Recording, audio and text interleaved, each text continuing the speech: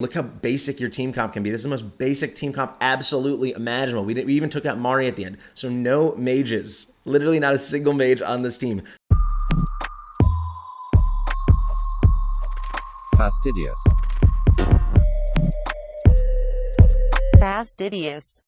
How the heck are you guys? My name is Fastidious. Welcome to my channel and welcome to day 37 in our free-to-play series. We're going right back into Gear Raid 1, stage 18. We're basically going to do the same thing we did yesterday, but I was playing around with it. I landed on my flight this morning. We were taxiing for like an hour, and I just kept trying and trying and trying. What's like the worst team I can create, but still clear this content? So how many good heroes can I substitute out or just take out altogether and still succeed?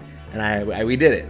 If you guys have any suggestions how we can make this team worse, let me know. This was fun to do, but I didn't do it just because it was fun. I wanted to just prove how much it's not about the champions and it is just about the placements and the gear. So if I did not, I thought I did, but if I did not make this abundantly clear in yesterday's video, this is all about the power of dominance here, okay? This is a follow-up essentially to all the advice I was giving on my Discord and then in the videos saying, push Lightlock, get it done. Even if he gets nerfed, who cares? Because you'll have already cleared this whole path all the way to 18.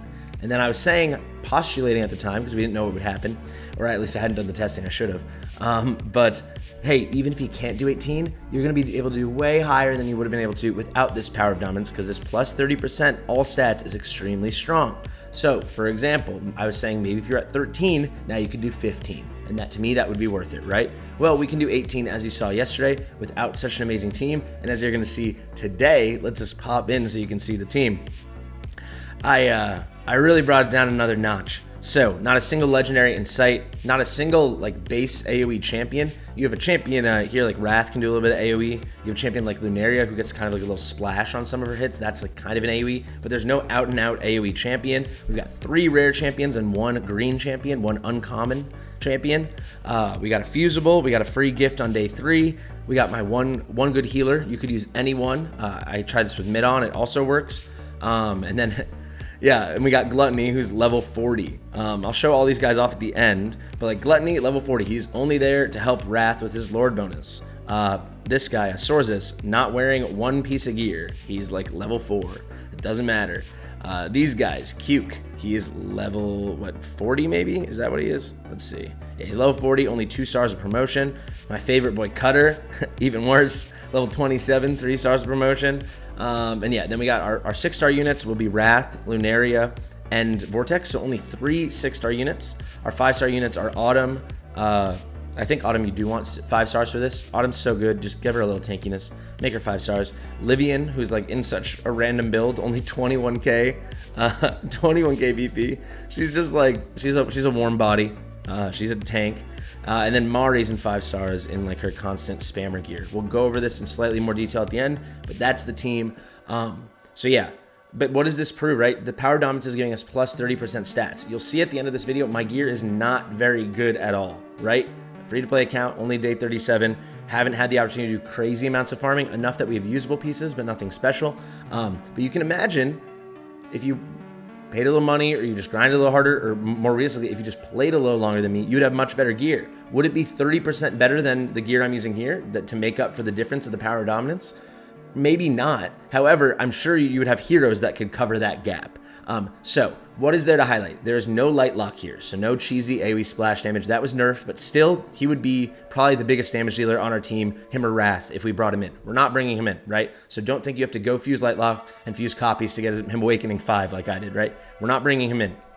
We have no AoE, not just AoE mages, we have no AoE heroes, but especially mages. We have any mages? We actually only have 1 mage on the entire team, and it's Mari. Maybe I should even take her out.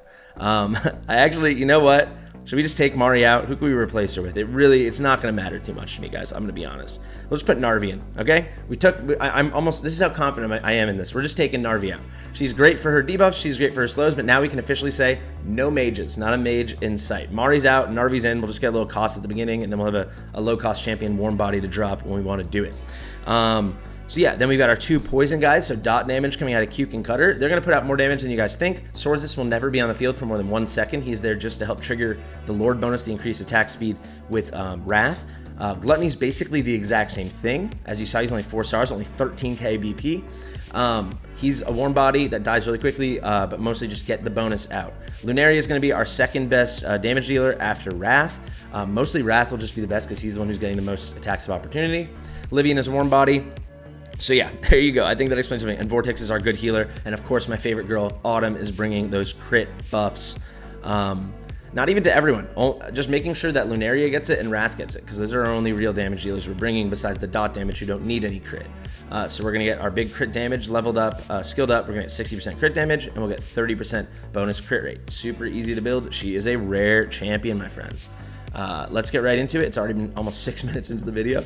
Let's show this thing off. So officially, no mages, no AoE, no legendary champions, that's pretty obvious. Only 3 6-star units, and everyone's free, basically. Vortex can be replaced with any other healer. You could even bring in Light Luck if you wanted. And then we've got our 2 lords, but we get for free on day 14, and Lunaria, basically everyone and their mom got her on from this fusion, from this summoning event. And you could put anyone else in there, like someone like Iona would be 1,000 times better, you know? So first thing I'm gonna do is I'm gonna place my Wrath here. Let's throw this thing on 2x. And we already can get our sweet girl down over here. Lunaria can go right behind Autumn. All right, now we're kind of up and running. I'll just place Narvi. It really doesn't matter. She's like, yeah, just wanted to take Mari out, and she's the first person I saw that could be usable. We'll put Cuke here so he gets a little buff, but he won't benefit. His gear's really nothing. But he will benefit from the heals that he's going to get from Vortex when I put him down. All right, so now already, guys, what's most important to me is improving Wrath. So we need to place the warm bodies down. So down goes, you see, went to plus 10% speed, or yeah.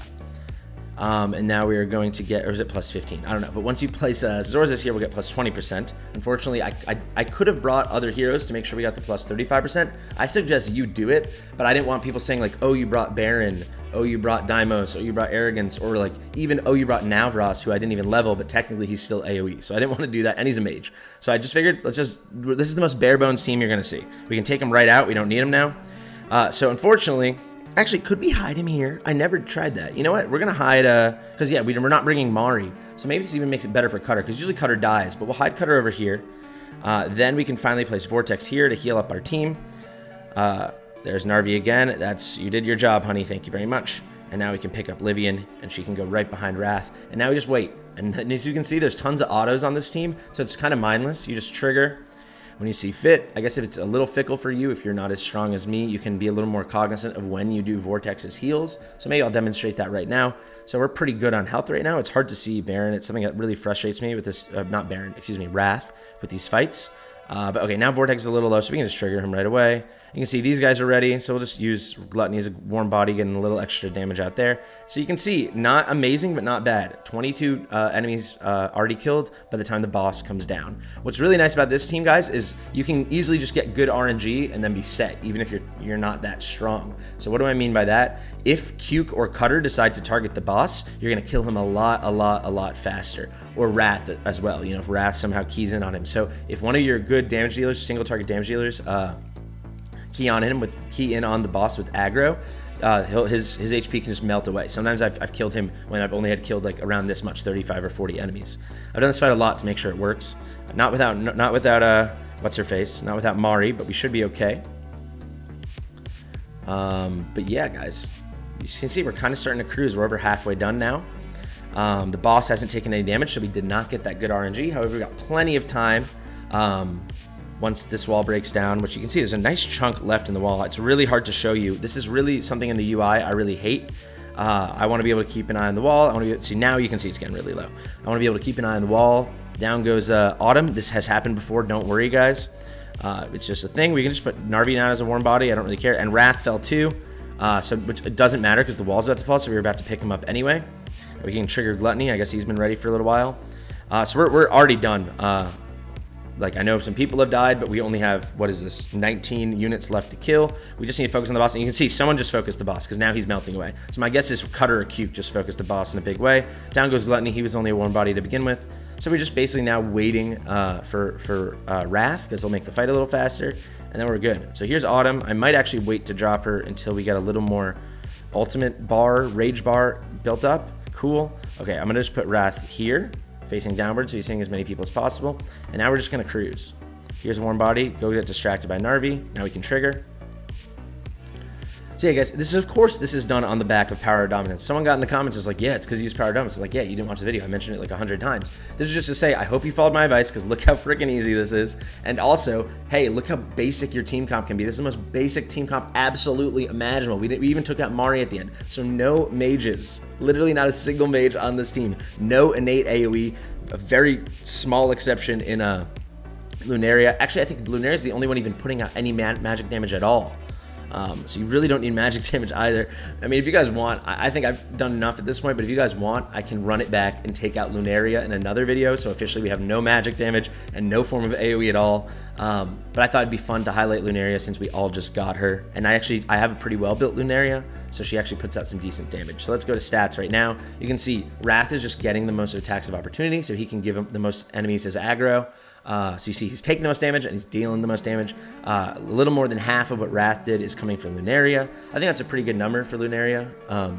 She's not designed to be like such a damage dealer, but yeah, if I have her Awakened 3, I skilled her up. She's 6 stars. I put some decent gear, not special gear. We'll look at gear in 1 second. And you can see she put up a pretty big number. She almost hit, what would that be? Almost hit 7 digits, right? Is that what 7 digits? Almost hit 8 digits. She almost got to 10 million damage. So then what else we got here? You can see next are our 2 poison boys. Cuke is better. He's skilled up, so he's only has 200 costs for his ultimate, whereas for Cutter it's 3.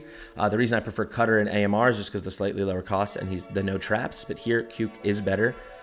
So you could also build your Cuke out to like 5 stars. Why not? Probably wouldn't bring him to 6, but you can see it totally works. Livian actually put out some damage just because she stayed up, and so did Gluttony, but they're just warm bodies. Like I said, we'll see the stats in 1 second. Here's Narvi with a very impressive 8,428 damage dealt.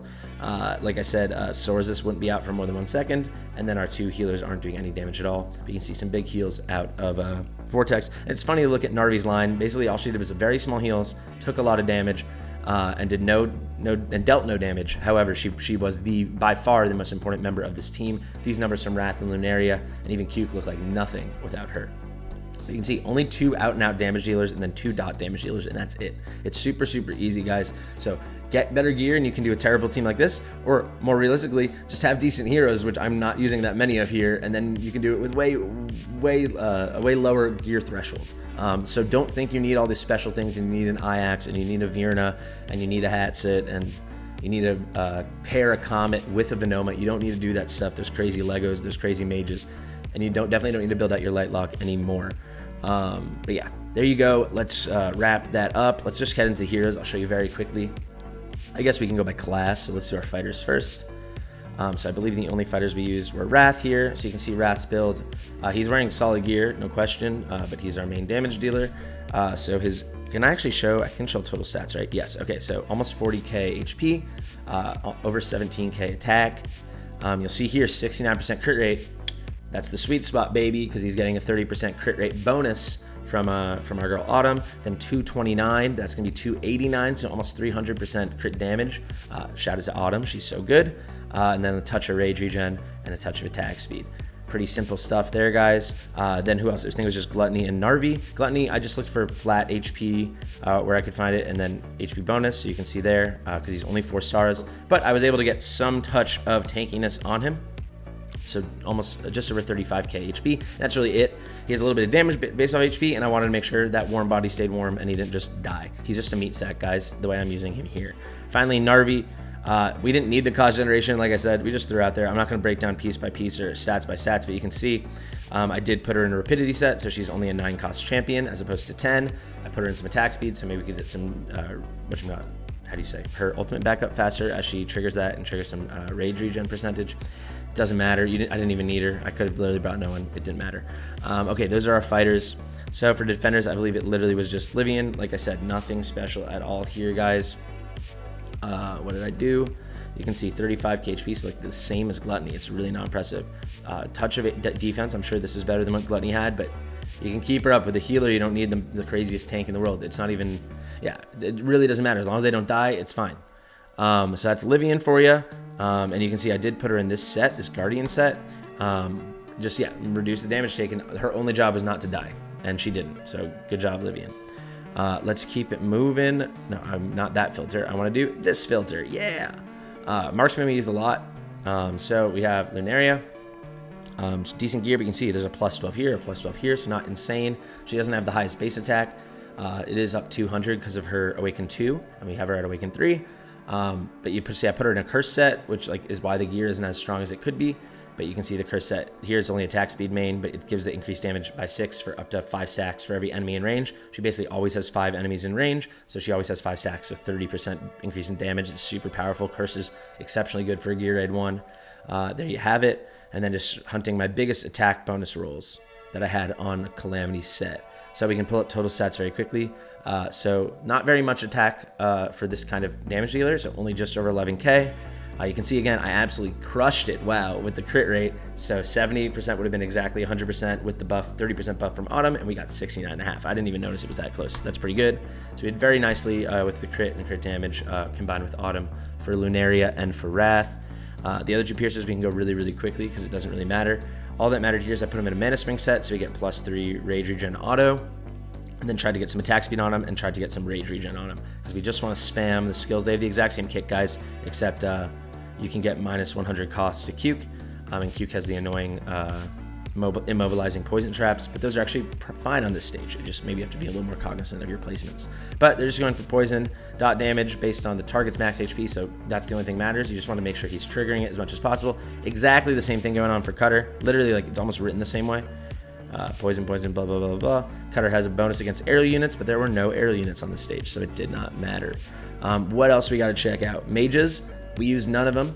Actually, technically, Swords is a mage. Okay, but guys, you can't, that's a technicality. He was on the field for like literally 0.5 seconds. And what was the other option? I was going to bring like Baron or Daimos and people were going to complain. I did want to get a little boost out of Wrath, but honestly, the more I think about it, I think we could have brought no extra Nightmare faction people and we would have been fine. You saw how easily we beat that. Finally, our healers. We have our 1 actual healer, so that's going to be Vortex. He's in a decent build.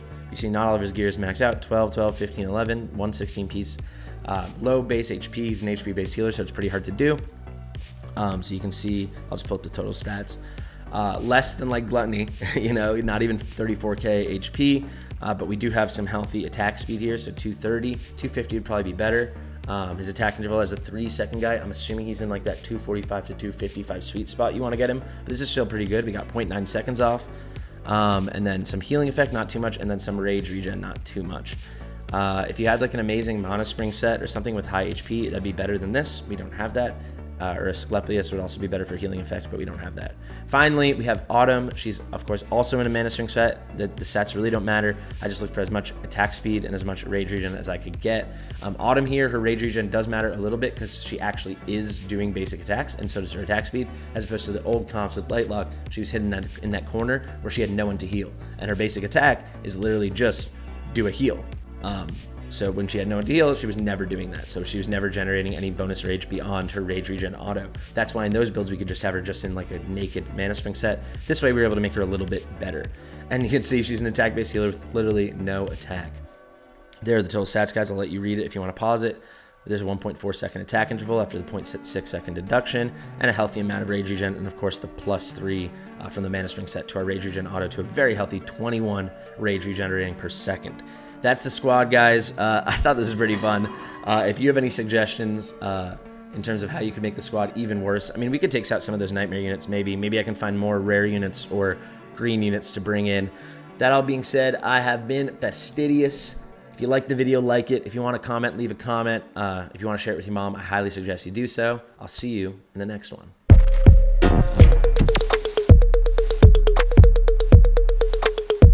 Fastidious.